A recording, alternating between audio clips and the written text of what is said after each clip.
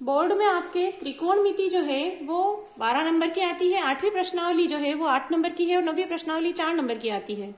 तो 8वीं प्रश्नावली में से 1 नंबर का जो सवाल बनता है, 1 नंबर के सवाल में ये इस तरह से आता है कि ये जो कोण है ये हमें हल करने होते हैं या हमें कोई सिद्ध करना होता है। तो इसकी क्या खास बात है कि हमें 0 डिग्री, 30 डिग्री, 45 डिग्री, 60 डिग्री और 90 डिग्री का जब पूछा जाए तो हमें सारणी से मान रखने होते हैं। लेकिन इनके अलावा अगर किसी कोण का मान पूछा जाए तो उसके लिए हमें इन सूत्रों की आवश्यकता पड़ती है। सूत्र क्या है देख लीजिए। sin 90 minus theta equal to होता है cos theta, tan 90 minus theta equal to होता है cot theta, sec 90 minus theta equal to होता है cosec थीटा। तो जो बाकी के तो 3 सूत्र हैं वो आपको याद नहीं रखने हैं। क्यों याद नहीं रखने हैं? क्योंकि सिर्फ इनकी जगह बदलनी है। साइन इधर आ जाएगा और कोस इधर आ जाएगा। तो आप इन तीनों सूत्रों को याद रखने की कोशिश मत कीजिए, सिर्फ 3 कीजिए और बाकी इनकी जगह बदलेंगे तो ये याद हो जाएंगे। यानी कि कहने का मतलब ये है कि साइन और कोस एक दूसरे के पूरक कोण के बराबर होते हैं। अगर यहाँ पे पूरक कोण हो तो साइन थीटा और कोस थीटा का मान बराबर होता है।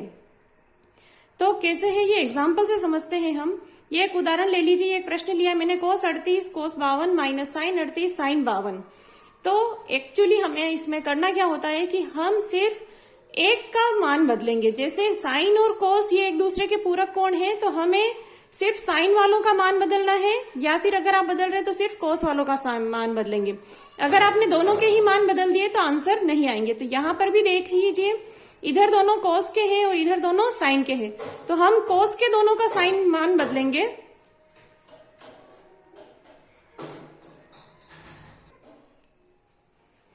तो कोस 38 का मान कैसे बदलेंगे देखिए। 38 जो है उसको हम 90 माइनस 52 लिख सकते हैं। आपको एक एग्जांपल यहाँ पे मैं लिख के बताती हूँ कि 40 को अगर लिखना है तो 40 को आप 100 माइनस 60 लिख सकते हैं। 100 माइनस 60 की वैल्यू 40 हो जाएगी। और अगर 90 के रूप में लिखना है तो 90 माइनस 50 करने पर 40 आ जाएगा। तो 40 की जगह पे क्या लिख देंगे हम, 90 माइनस 50। सेम वैसे ही हम यहाँ पे 38 जो है उसका पूरक जो है वो कोण क्या है, 52। तो हम 38 को क्या लिख सकते हैं, 90 माइनस 52, क्योंकि 90 में से आप 52 घटाएंगे तो आपको फिर से 38 मिलते हैं।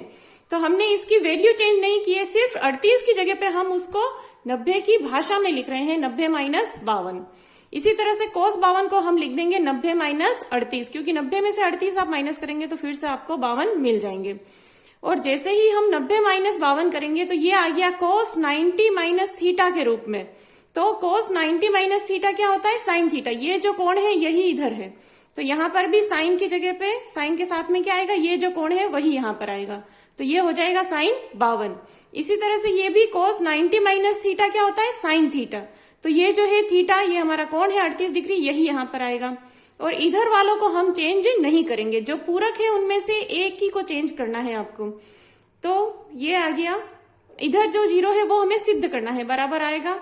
तो साइन 52 और साइन 38 यहाँ पे आ रहे हैं। इधर भी साइन 38 और साइन 52 है। और अगर आप ये कहें कि ये दोनों सेम नहीं है तो इनको फिर से मैं जगह बदल के लिख रही हूँ, क्योंकि गुणांक जो है वो एक दूसरे की जगह बदलने पर भी गुणा सेम रहता है। चाहे 4 तिया 12 करें, चाहे 3 चौक 12 करें, आंसर 12 ही आता है। इसीलिए गुणा को हम क्रम विनिमय कर सकते हैं। साइन 38 आगे लिख दिया और साइन 52 पीछे लिख दिया, ताकि आपको लगे कि इधर वाले और इधर वाले बिल्कुल सेम संख्याएं हैं। तो जैसे ही ये बिल्कुल सेम आई पूरे, इसमें से ये पूरा का पूरा कट गया और आंसर क्या आएगा, 0। तो ये सिद्ध होता है। तो अब आपके लिए ये क्वेश्चन है, कोसेक 31 माइनस सेक 59 डिग्री का आंसर निकालकर मुझे कमेंट और मैसेज कीजिए। और इस तरह के क्वेश्चंस की आप और कोशिश कीजिए और ट्राई कीजिए। 1 नंबर का सवाल इसमें से जरूर बनता है हर साल, तो आप इसको जरूर हल कीजिए। Thank you.